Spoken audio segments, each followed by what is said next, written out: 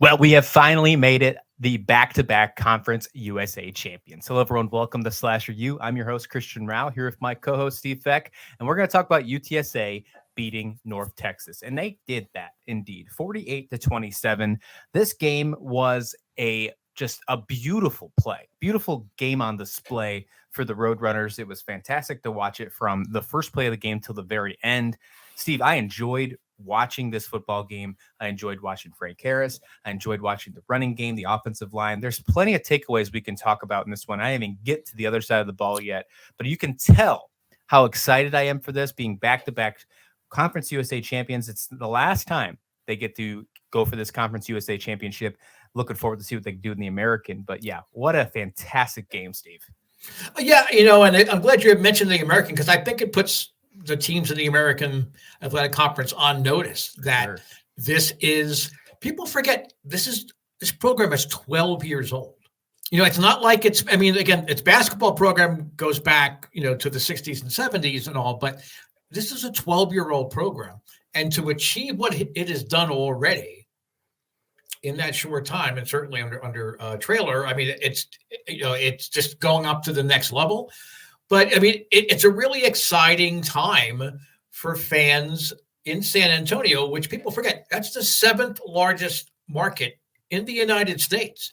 Yeah. So by building upon these successes, we're looking at this could be the Gonzaga of college football. Ooh, I like that. At UTSA, because everybody laughed at Gonzaga. Yeah, Gonzaga. Yeah. Okay. It was a fluke. You know what? It's not a fluke. They're ranked 22nd now, and that's quite an accomplishment. I don't think many 12-year-old football programs were ranked in back-to-back years. So I kept reflecting on that during the game. As excited as I was, I couldn't talk. So, I really couldn't, not that there was anybody here. I could have talked to my dog, I guess. But, I had to save my voice. But I was thinking about that, about how special this season was. And for us to tie into them and find and adopt them and buy into them and have them adopt us, it's one of the best experiences, certainly in my broadcasting, career, is being able to be part of this in some small little way.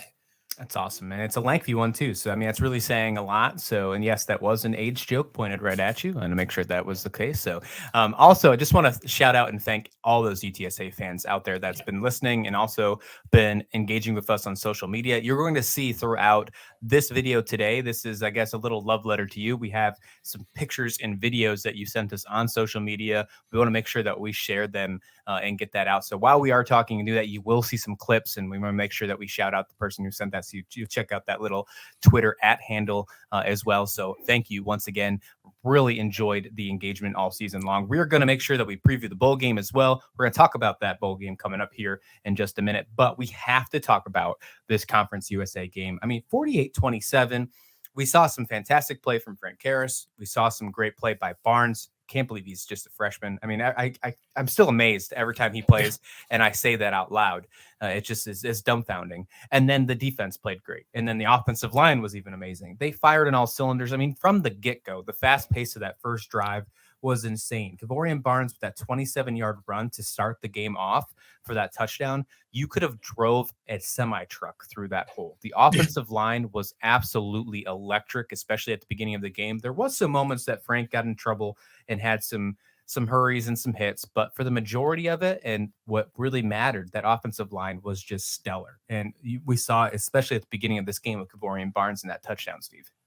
Yeah, and then the great thing about the offensive line, and I think to a degree, the fact that they switched and started focusing on the run game, I really do think helped them in their in their pass scheme as far as the offensive line goes in passing situations.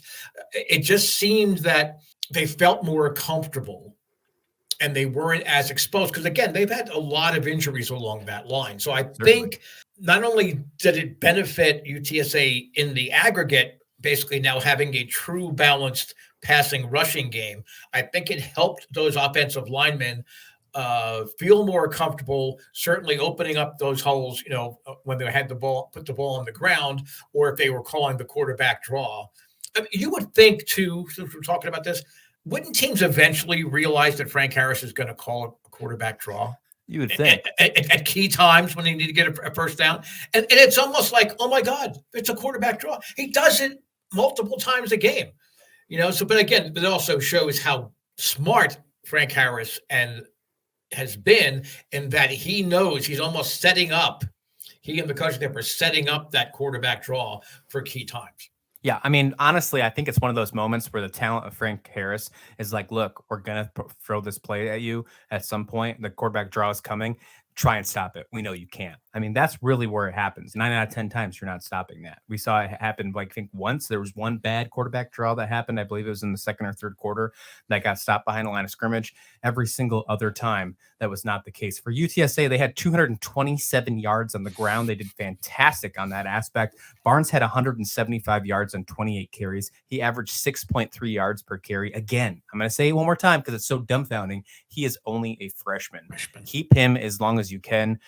Whatever NIL deals are going on in San Antonio, make sure you throw all that money to Harris and Barnes. Do exactly what you absolutely have to do for those two. Speaking of Frank Harris, I mean, I know that everybody probably has his stats memorized by now if you're a Roadrunner fan. However, 341, 4 touchdowns through the air, 1 rushing. He was responsible for 5 touchdowns. He also rushed for 49 yards.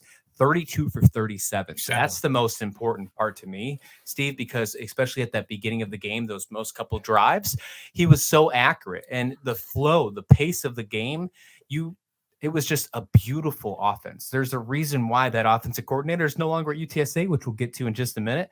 But it was just a masterpiece watching that on display. It was beautiful. I mean, there was nothing other to describe that than that was just almost flawless perfection of football that we saw by the Roadrunners this last Friday. Absolutely. I mean, and it was an audition, for their bowl placement. And we'll talk about that in a little bit. I think it was a disappointing bowl, award that they got, but certainly they showed that they are a team that needs to be taken seriously, and that and it's like, this is what we do. Stop us. And this is what we're going to show you defensively. Okay, you might burn us occasionally here and there, but these are our defensive schemes. Try to beat it. Try to figure it out and try to beat it.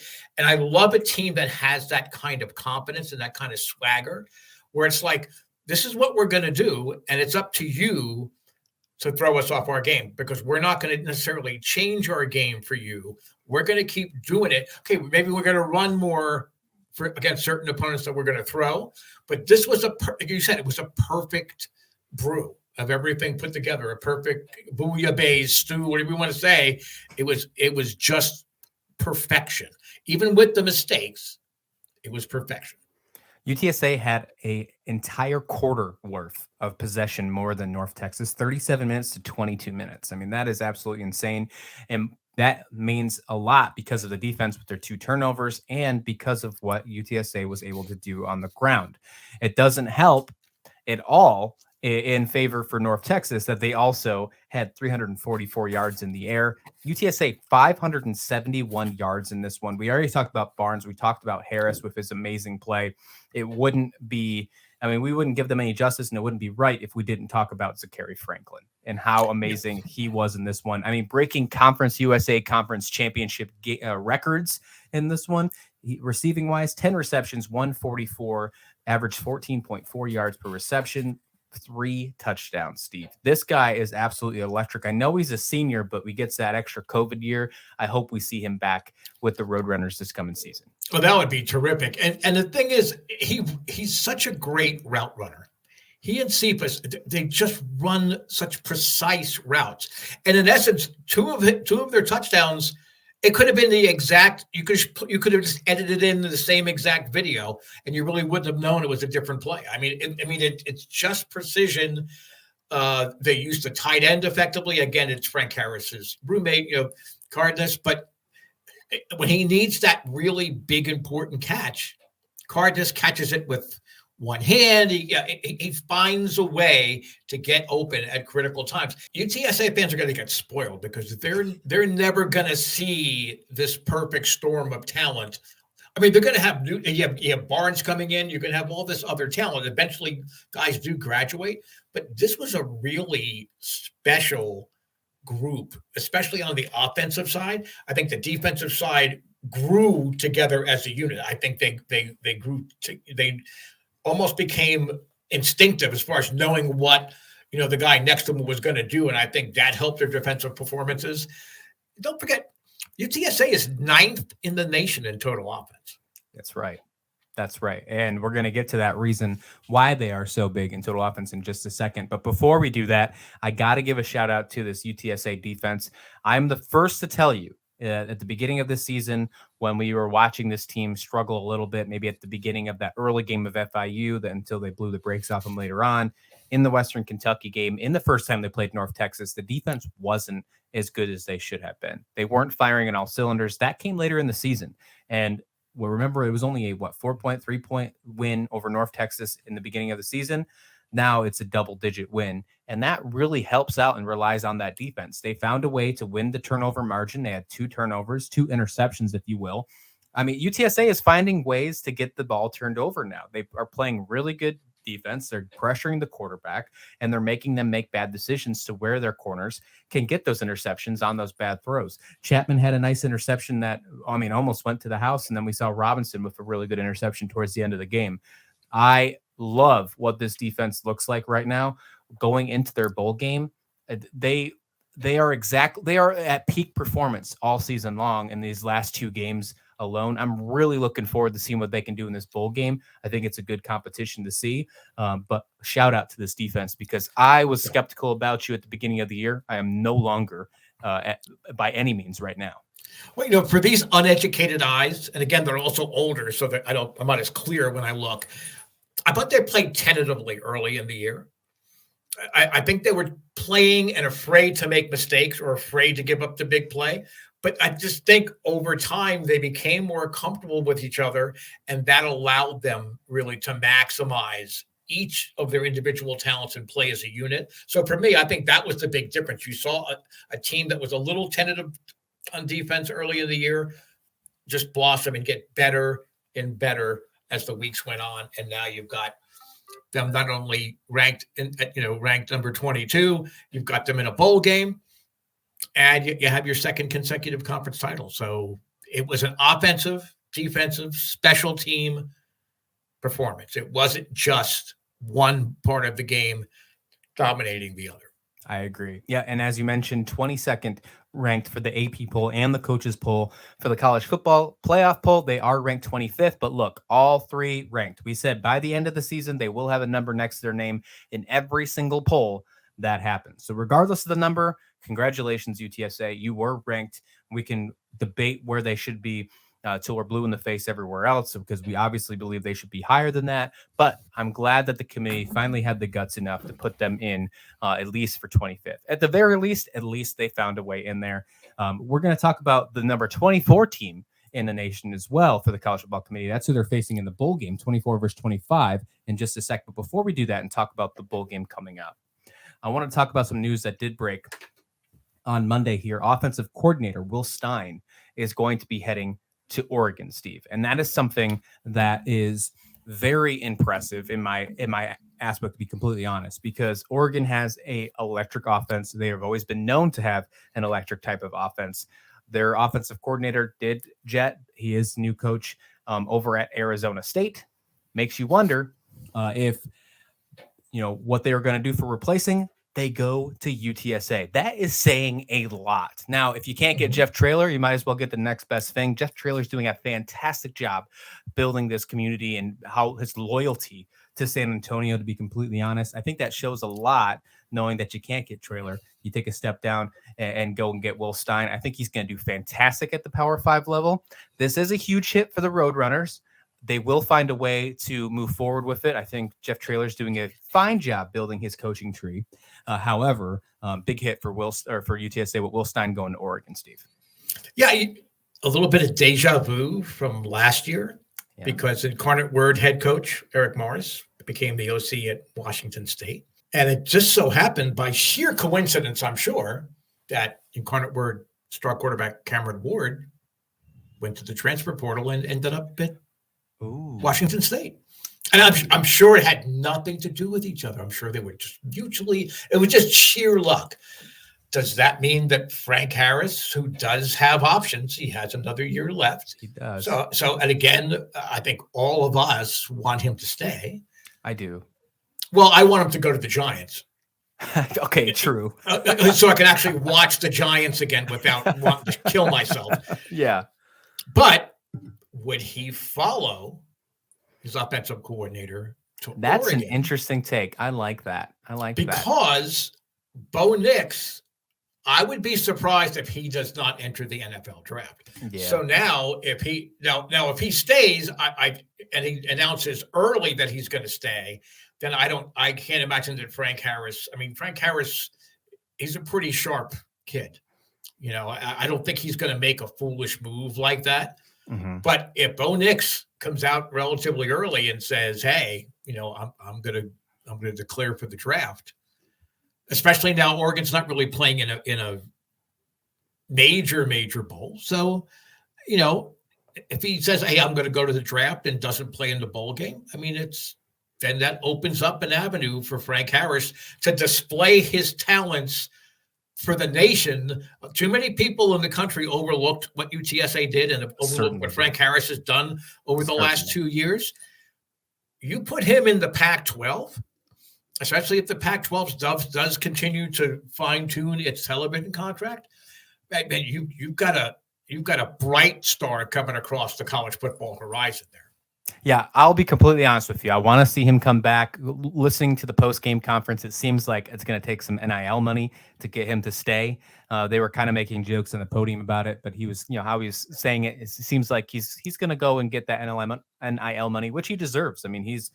There's nothing else that Frank Harris owes UTSA. What he's done for this program has been absolutely amazing. Now, obviously, you want him to stay because the potential that this team can do next year when they're in the first year of the American.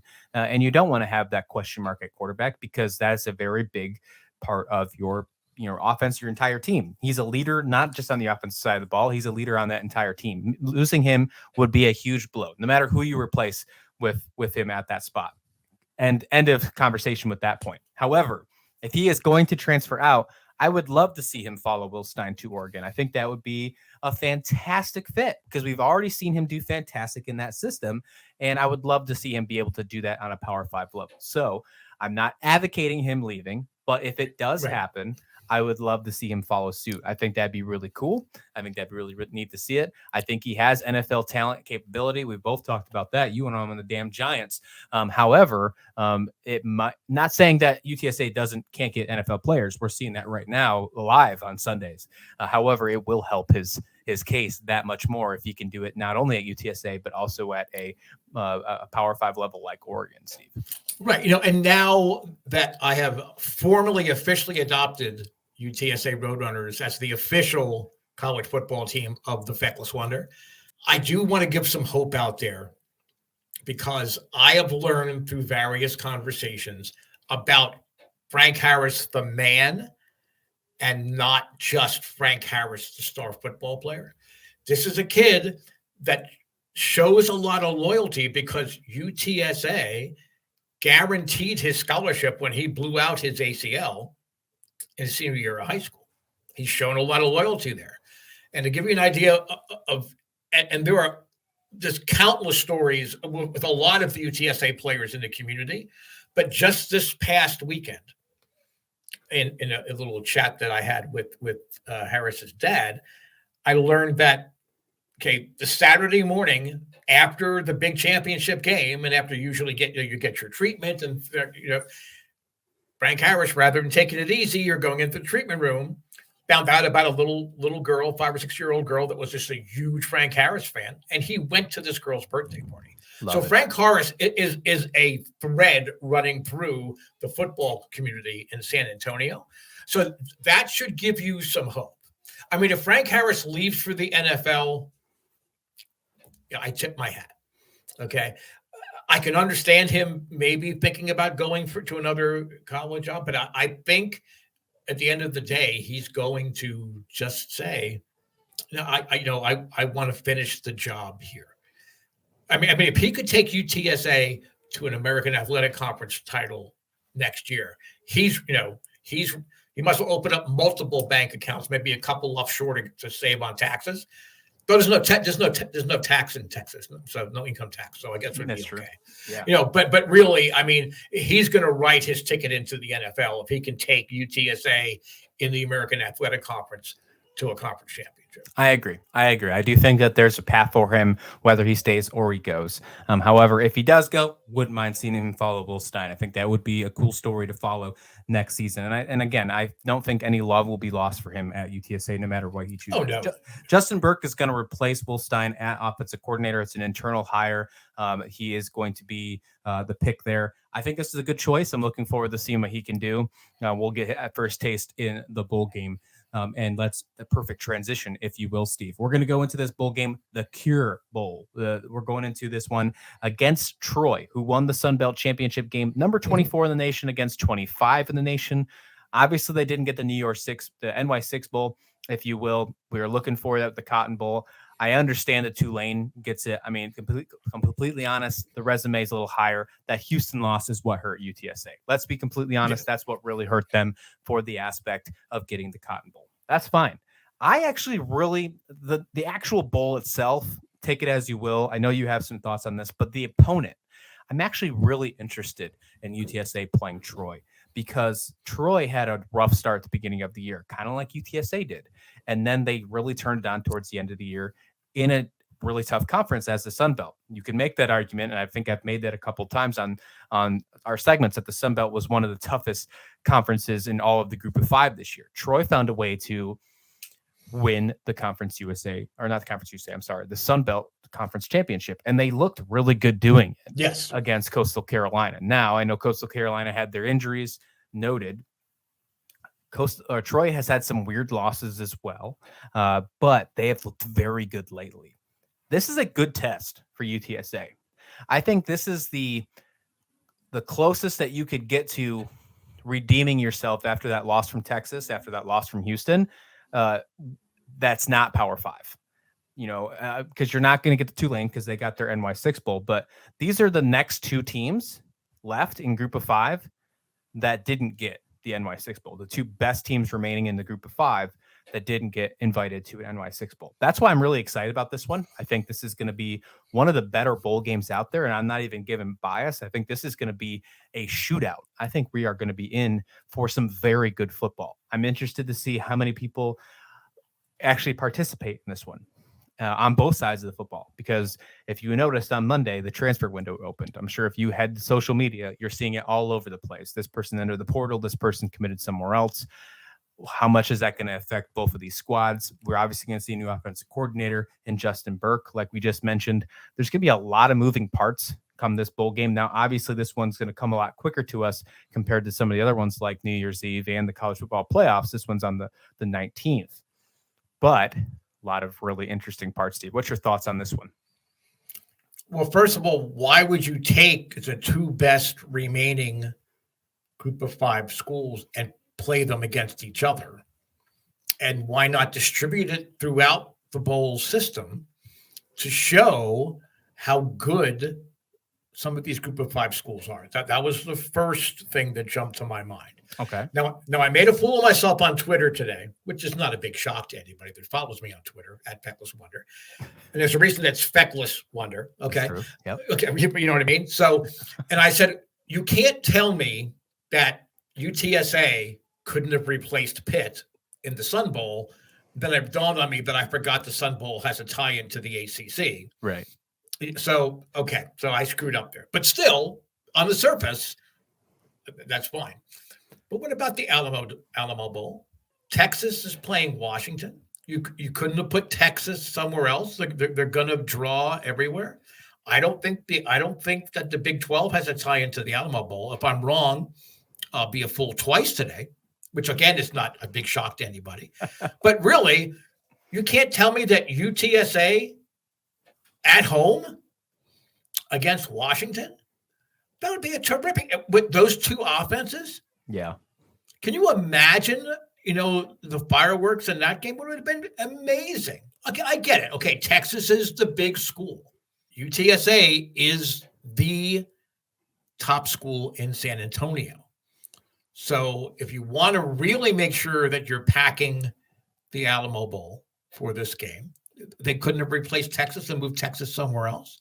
Yeah, it's interesting. I mean, Texas couldn't have gone to the Duke's Mayo Bowl, on the next day and replaced either Maryland or NC State or something. I mean, you could have put them a bunch of different places, so I don't understand that. I mean, again, it's going to be an entertaining game, so I am happy about that. It is, yeah. I'm just tired of the slap in the face to the group of 5 schools. Okay, it's not their fault.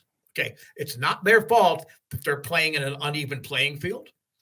So when you stand out and you succeed, if you're the number 9 offense in the country, you don't play against another group of 5 school in an early bowl. I mean, you want to feature that. You want to grow the game. But alas, it didn't happen. Yeah, I agree. I do think that there's a lot of things that could have happened that would have got them a better bowl, if you will. And I do agree that you probably should get rid of some of these bids, if you will, to get some group of 5s playing some Power 5 schools as well, to get more of those matchups that you probably wouldn't see in the regular season. I think that would be cool to also see, to give these, especially for like group of 5 conference champions. Like if you win your conference champion at the group of 5 level, you should be guaranteed to play a Power 5 team in a bowl. I think that would be something cool. However, that's not the case. It's a battle of champions, if you will, in this one. This is a nice test to play another champion in a different conference while you're heading to a different conference. Does that make sense? I mean, if you put the pieces together, put the thumbtacks there, bring the strings up, this should be pretty interesting. So I'm looking forward to this game. Both 11-2. This is, since the Texas game, this is going to be their hardest matchup.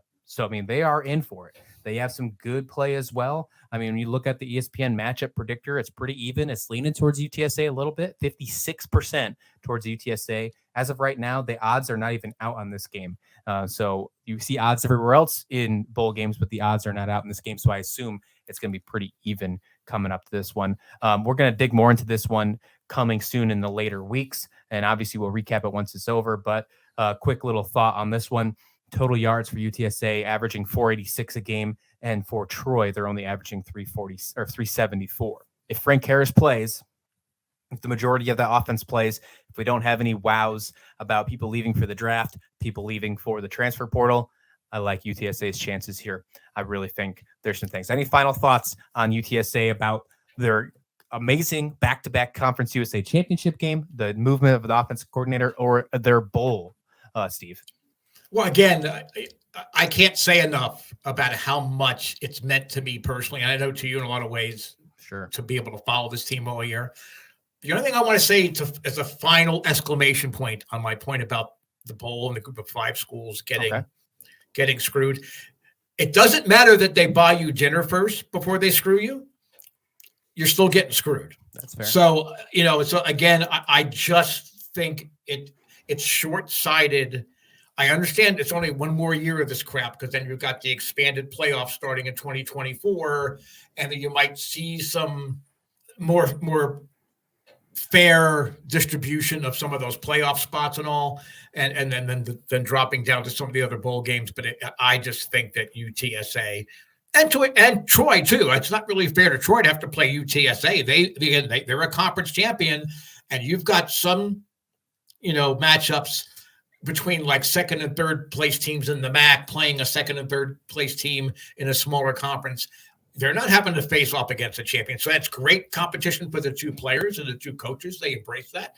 But as far as rewarding these 2 teams, I think that they got the short end of the stick here.